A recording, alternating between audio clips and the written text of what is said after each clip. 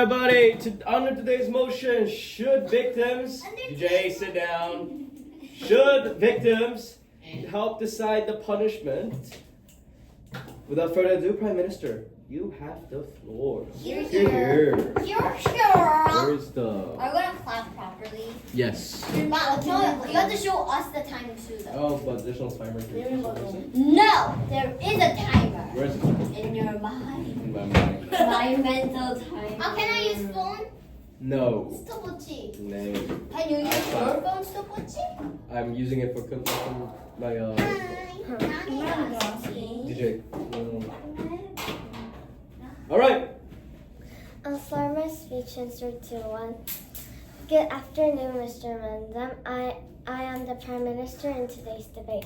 Today's motion is, should victims of the crime help decide the punishment?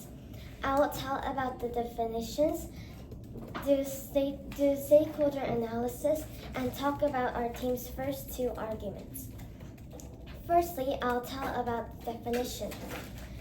A victim is a person who is harmed by the crime.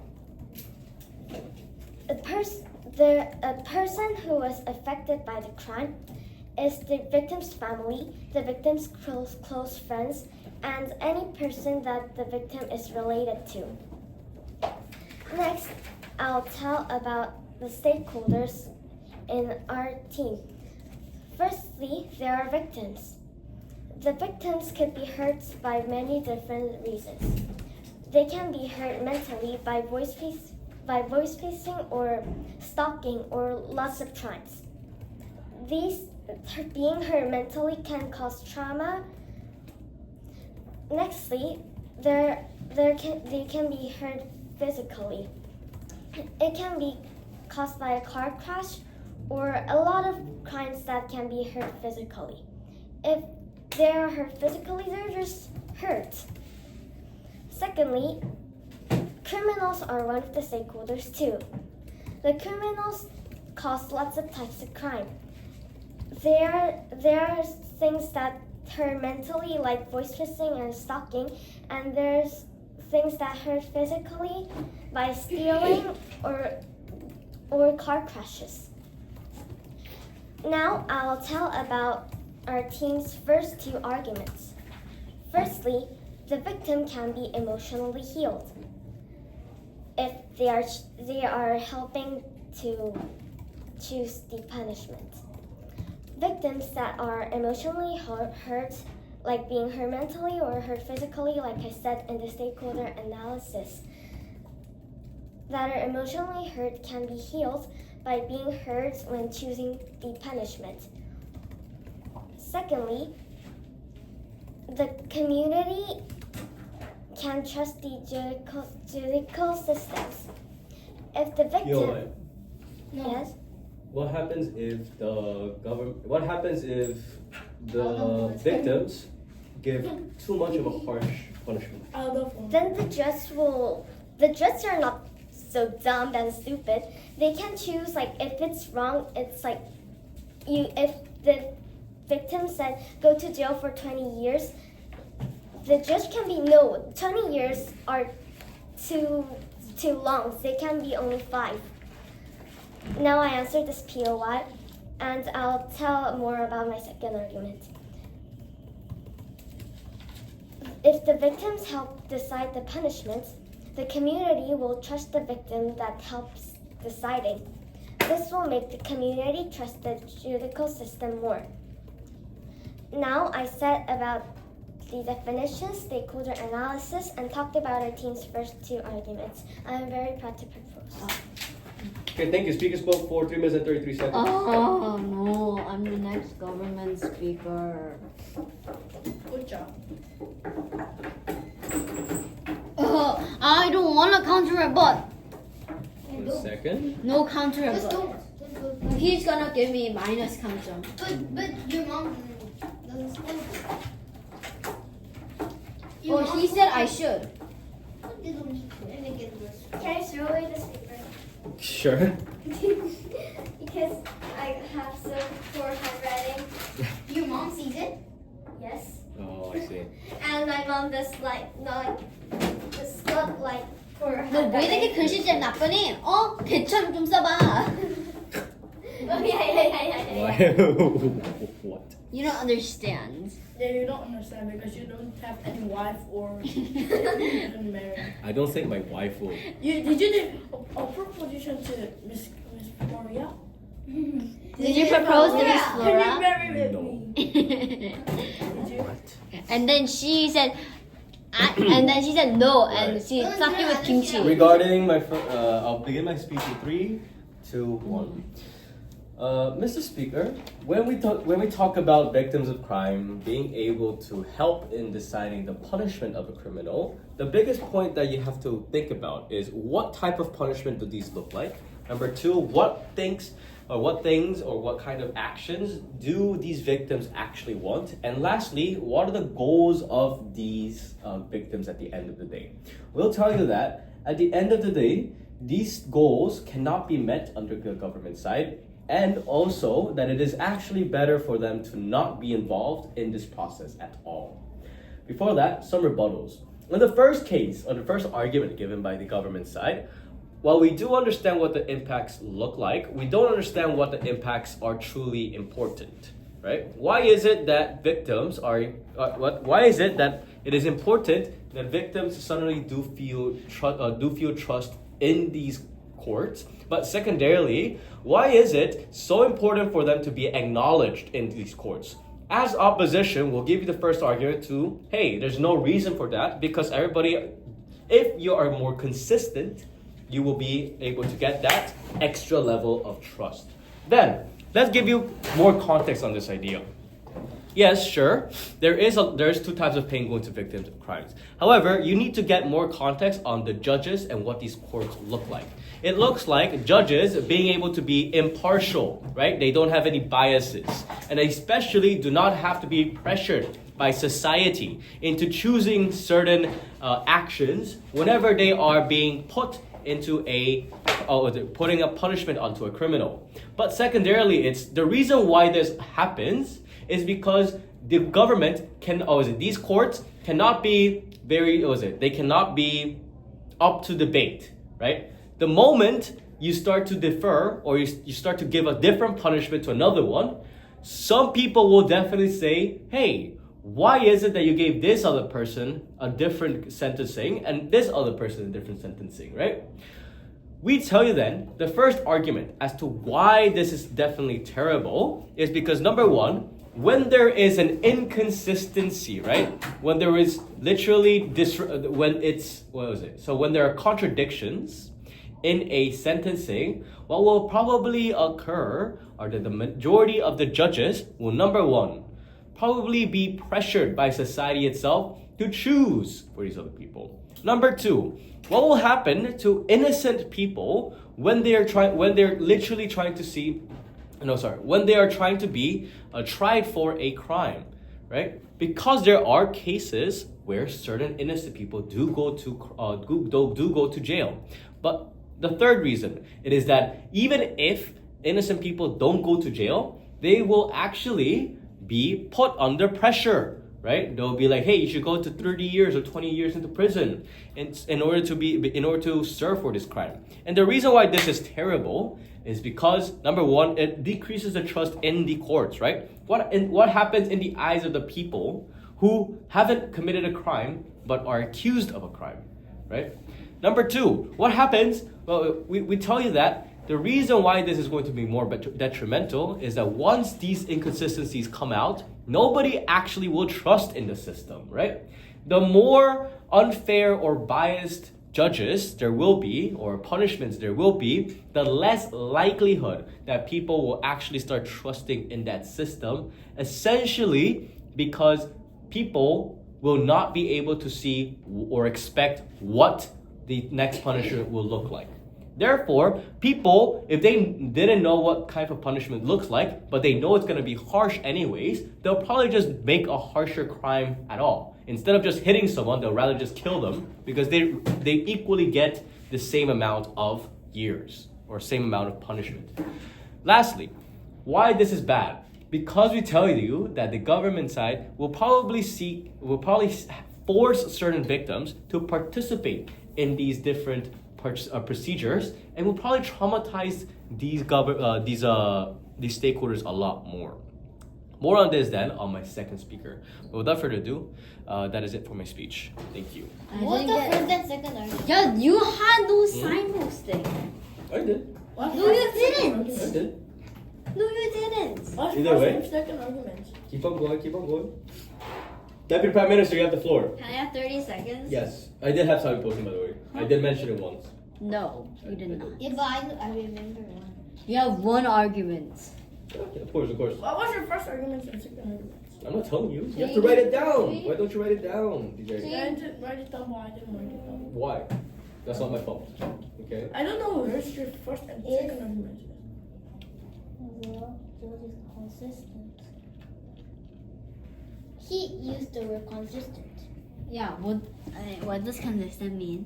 To be repeat and be the same thing over and over. How is this 관련사 emotion? Did you say that? No, but he will say that he already explained it and I just didn't listen. But I don't understand what you're talking about. Yeah, you can say his words. 30 seconds. DPM coming up. No. DPM coming You don't up. have anything. It won't be biased.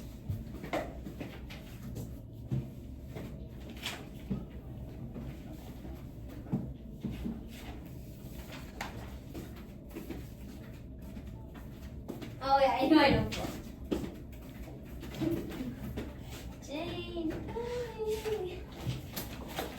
I can anyway extend this. What is wait, are you Alright, DPM. He's coming out. He's coming out. Hey, 너 시간 끌어. This is 최고의 부서. Well, there's nothing to do except for that. Yeah, I don't have anything. Next time, just choose. But we don't know we don't know the time when you did it. Next time, let's just. You didn't clap I for clapped. yourself. I did. No, you He didn't. did, he did. I did. You can check out the video if you want. I want to see the video. Yeah, sure. After. I'll show you. No, you didn't clap. No, I did. You clap louder. Okay, I'll clap louder. I can't hear you. But you were literally right here. Yeah, but I can't hear you. Okay. Go for it. I'll start my speech in 3, 2. I am the DPM of this debate, and we're debating under the motion of should victims be able to help decide the punishments? Yeah, okay. Before stating our team's third argument and rebuilding what our team's first and second arguments, then I'll try to rebut as much as I can to the previous speaker. So they said that our first argument was that our teams not like victims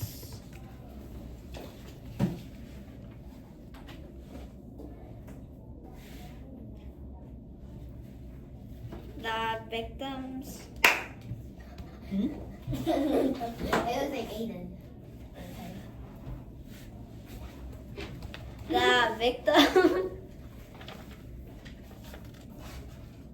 that victims like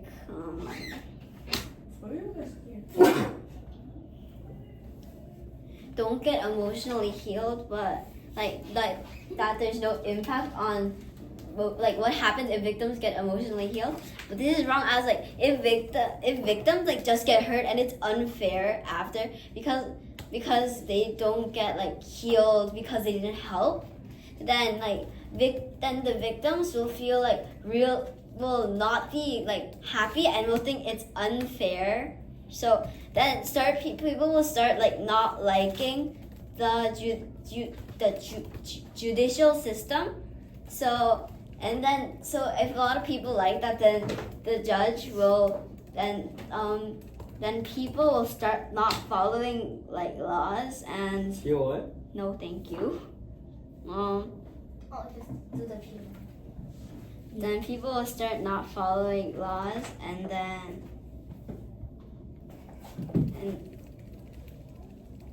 and then chaos, and then victims will start not following laws. So yeah. Okay. Okay, so I'll move on to our team's third argument, which is more accurate punishment.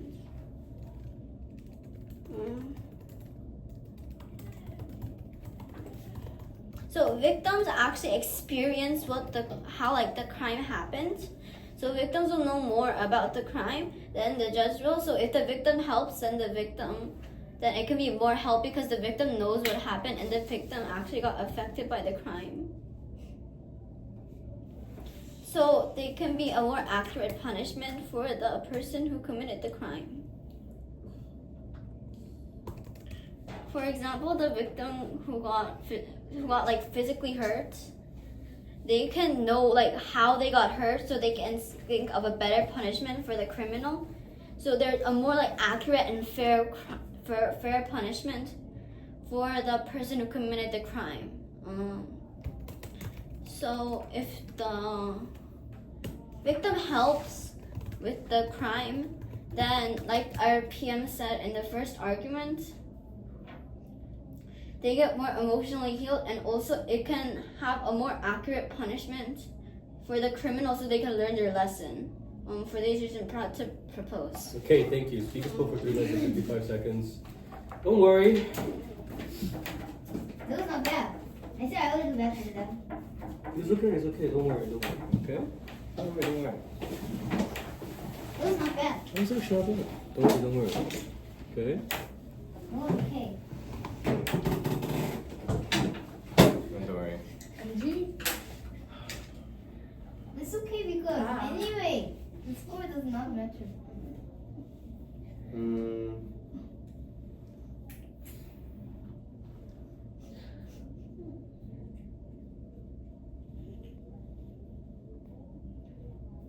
It's okay. Don't worry.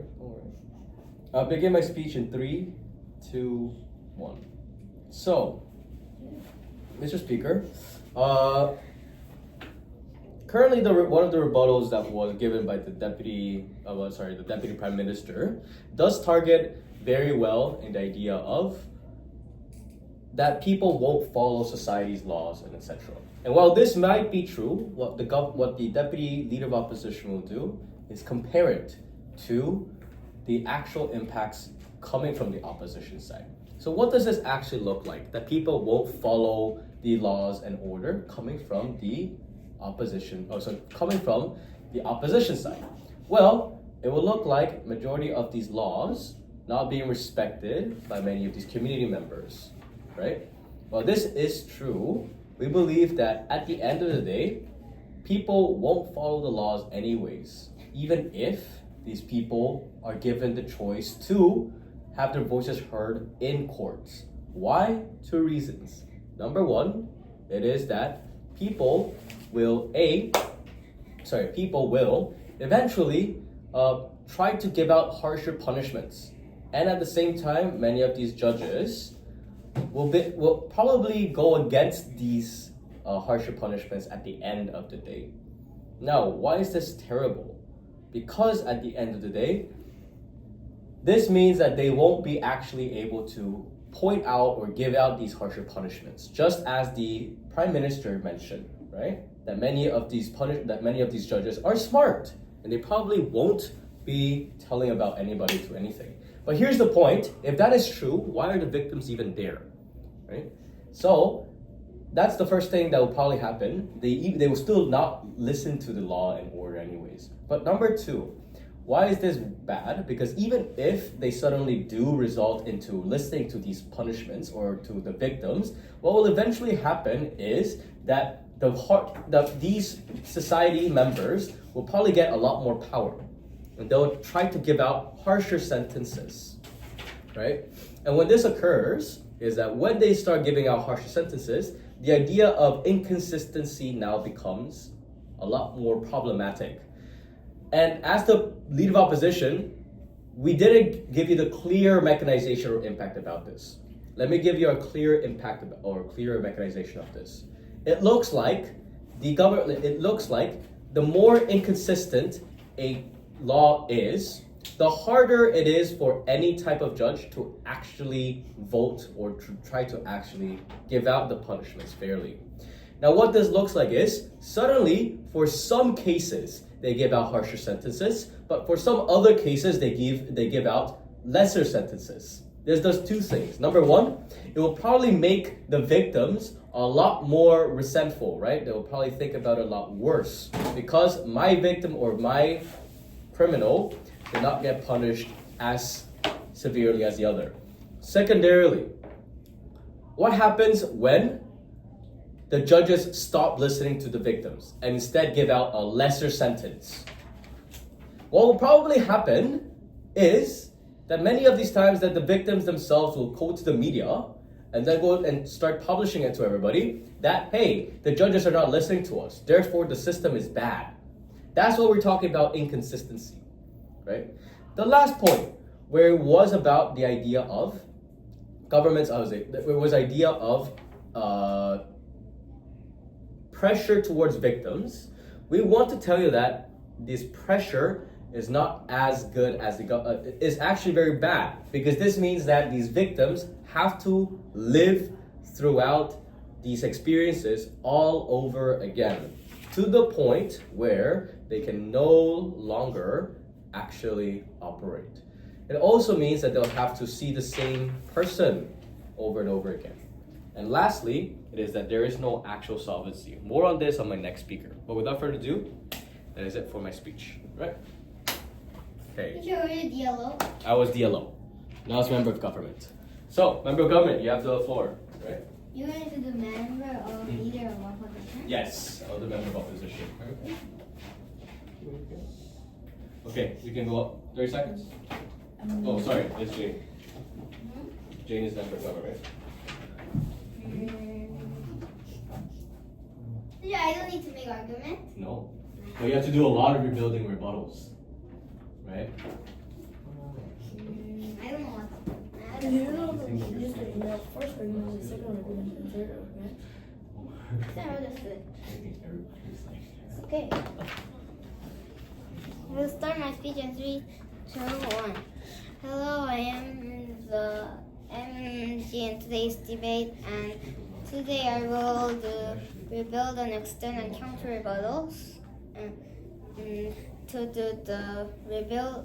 the counter rebuttals, the other team stated that many judges won't listen to the victims a lot. And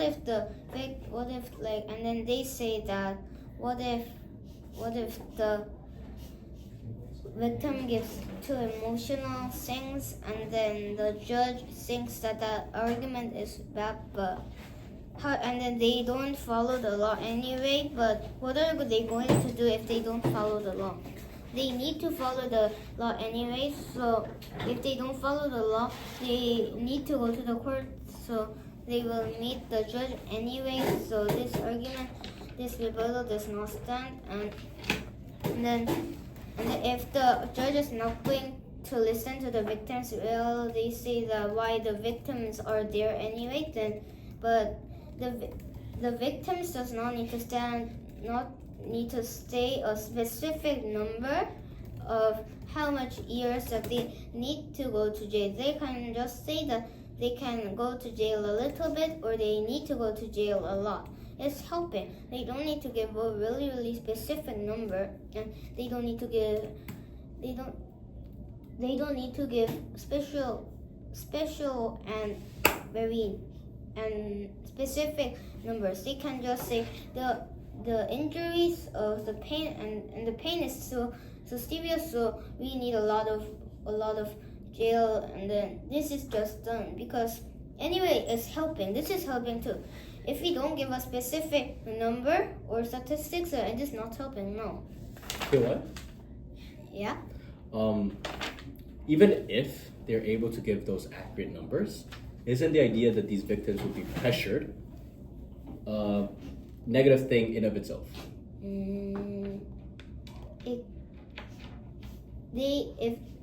If they feel pressure, then the victims might not feel, if they feel pressure, then there is no rule that they really need to get a specific thing, and they, even though it give a not good statement, then it doesn't mean that they are wrong, and nobody will say bad things about them. So, and then to extend and rebuild our BPM's third argument, which was that victims are more accurate things, and this basically means that victims will understand their pain and injuries better than anyone else. Victims are the ones who are directly hurt by the crime. They know better how serious and painful their injuries are. For example, there is a kid's parent. Their kid got kidnapped. They barely found the criminal. Then how would the victim feel? The victims are the parents and students, and then how will they feel? They will feel very scared. The parent will have a trauma of leaving their kid alone, even when it's a house, and the kid would not want to go around alone, and will have certain kinds of anxiety. Nobody can directly feel this except for the parents and students. Another example: a thief went inside our house and they stole the things. Then how would the house owner feel? They will feel unsafe even if it's their home, and then they will not sleep well because they do not know when the other people will come, and so they will feel a certain kind of anxiety. So yeah, even the people in the mind center does not know how the person feel, and then so I'm correct for the class. Okay, thank you. Speaker spoke for 4 minutes and 27 seconds. Sorry, 31 seconds. I didn't take classes or anything. It's okay. It's my turn. This will be fun. It's your turn. It's fine. DJ, don't steal my stuff, okay? What are you doing? Are you part of my team? Okay. I'll begin my speech in 3, 2, 1. So, let's start from the beginning. What did the government side try to prove today? The government side tried to prove 3 things. Number 1, that when you have victims help decide the punishments, number 1, it will be a much fairer punishment, and also it will have the victims actually be heard. The second argument was on the idea of that many of these communities are able to actually accept all of these different types of, will be able to accept these punishments, and will be able to will be able to rebuild trust in the system.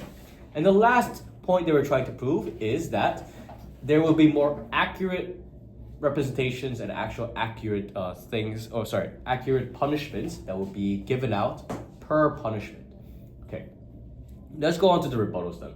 The first point: why does the system, or why do people need to actually build trust in this system? Wasn't really well explained from the government side, right? What happens when you do build trust in these different systems? We still don't know what this looks like. We still don't understand why this is necessary. We still don't understand what it looks like when there is no trust in the system, right? Until it comes from the opposition side, and we tell you that even though it is true, what will probably happen is more chaos on the government side, because the moment a judge says that, hey, we should probably not give out a harsh sentence, when people have been giving out too many harsh sentences already, their first reaction of society will be, why, right? Why should we stop giving them these harsh sentences? In which now, because it has been because now it becomes inconsistent, now we do not understand what's the proper way in order to actually punish these individuals. So secondarily, now when this occurs, people won't actually trust in the system. They would just rather get punished and do whatever they want because they know they're going to get a harsher sentence anyways. The second argument that comes in then, why these communities are going to be or going to trust in the system more. Once again, we don't understand why they need to build this trust, right? Well, sure, certain communities might go against the government and everything else, but we think that this is okay because this is a natural thing that communities do. However, the reason why we think that this is not a good way for victims or communities to trust the system is because many times communities actually hate a lot of the other criminals. For example, African Americans towards cops. Probably you would see a lot of police officers going to jail for more than 20 or 30 years because of what they've done to certain communities, right? If that's true, police officers will decrease. Secondly, there will be less police officers in general, right? Then the last argument, in which it was mentioned by the DPM, but as the DLO, we couldn't really rebut it, which is why we'll spend our time rebutting this one, on the idea that there are more accurate and fair punishments if there is this motion passed. We believe that, sure, it might be more accurate according to each context. However, this means that for every single point that there's a difference in a case, in a criminal or in a crime, there must be a different approach to the way we punish these people. In which, number one, it is very difficult to track, right? For example, if the victim is a child or an adult in a hit and run case, if, for example, this other person was drunk or not, or whether or not this person was either talking on the phone or not, or lastly, whether it happened on the street or whether it happened on for example, the pavement, right? The walkway. There's so many different factors that are involved that it becomes very difficult for there to be determining what happens in each and every single case unless you have some type of AI computer doing it for you, in which case that is a different thing that they have to defend. But most importantly, why is it that opposition side wins today's debate? Is because we were able to rebut to all these different kind of arguments that occurred to them, and also we were able to defend our own case. Without further ado, this is the last part of the speech. All right. Member of opposition. Government with.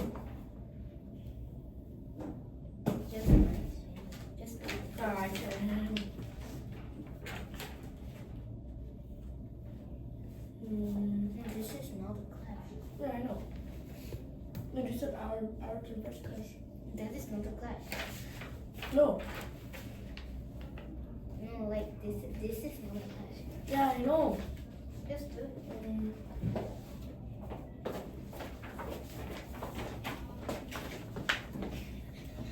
I didn't ring.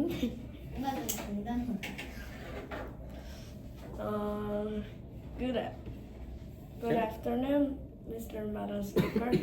I'm the government whip in today's debate, and I'm going to present the clashes in today's debate.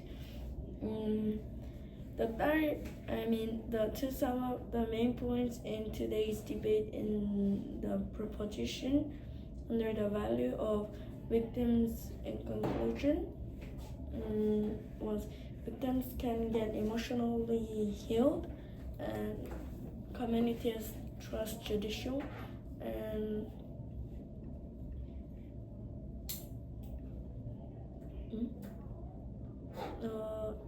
judicial system, and victims understand their pain. What did I write? Pain healed, and from Point of order. Mr. Madam Speaker, the first question in this debate is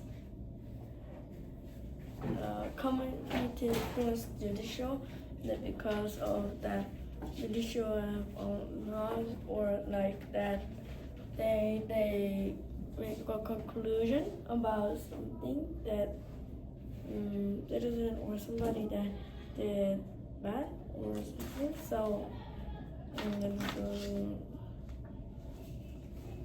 that is flash and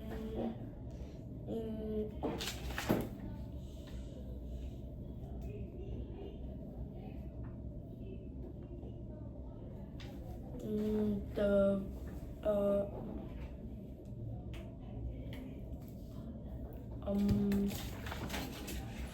in conclusion, Mr. Madam Speaker, what I told you in my speech, I talked about our team's first classes and showed how in all of them the opposition case, preposition case is clearly superior to those of our opponents.